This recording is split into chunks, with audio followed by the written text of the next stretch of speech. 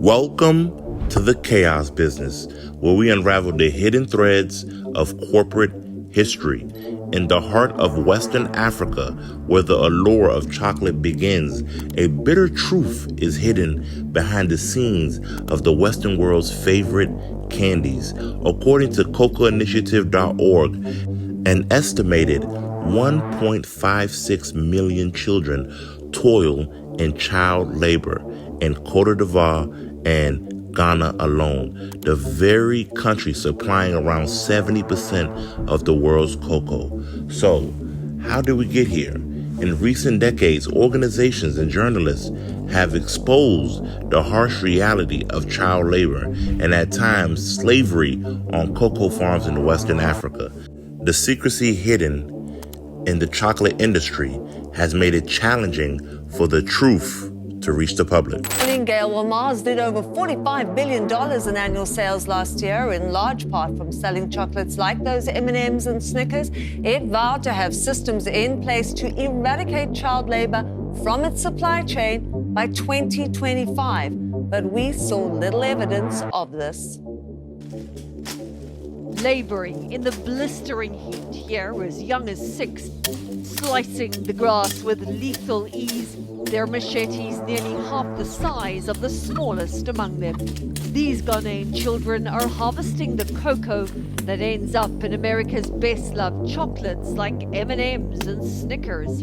Instead of going to school, they are learning that sharp blades cut deep and big corporations make promises they seldom keep.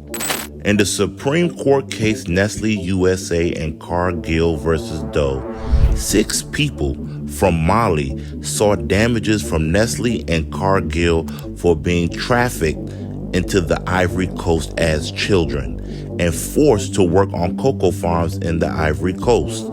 The formerly enslaved plaintiffs described how guards would punish children workers who attempted to flee with atrocities such as forcing them to drink urine or cutting open their feet. If the guards thought they weren't working quickly enough, they would beat them with tree branches. The plaintiffs also described how they were kept in locked rooms at night and only given scraps of food to eat. The workers' attorney, Paul L. Hoffman, said his clients were former child slaves seeking compensation from 2 U.S. corporations which maintain a system of child slavery and forced labor in their Ivory Coast supply chain as a matter of corporate policy to gain a competitive advantage in the U.S. market. Business groups like the U.S. Chamber of Commerce, along with Nestlé and Cargill, wanted the case tossed out and got their wish when the Supreme Court appallingly ruled in favor of the chocolate companies.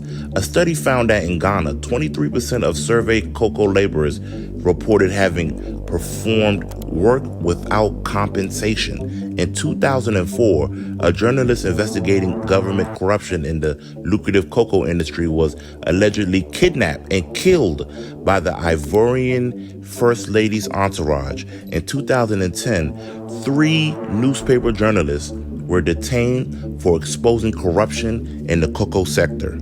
Now, this dark secret extends beyond Ghana and Ivory Coast. Western Africa and Brazilian farms supply cocoa to the giants like Hershey's, Mars, and Nestlé, revealing a direct connection to the forms of child labor, human trafficking, and slavery. Child labor is a complex issue, deeply rooted in rural poverty, scarcity of land, food insecurity, limited access to quality education, and inadequate health services. While not all children working on cocoa farms face exploitation, studies show the negative impacts on health, development, and education. As the demand for cheap cocoa has grown, so has the use of child labor. Most cocoa farmers earn less than $1 per day, pushing them to resort to such practices to stay competitive. Child labor isn't regulated, with many exposed to the worst working conditions, including the hazardous use of machetes and exposure to agricultural chemicals. Tropical regions like Ghana and the Ivory Coast, in an effort to combat insect populations, resort to spraying pods with industrial chemicals.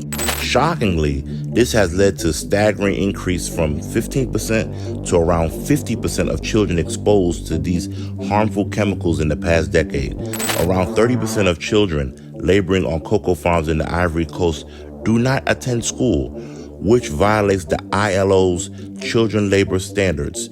Child labor, as defined by the International Labor Organization, deprives children of their childhood, potential, and dignity, harming their physical and mental development. Not all work done by children is classified as child labor, but when it jeopardizes their well-being, it becomes unacceptable.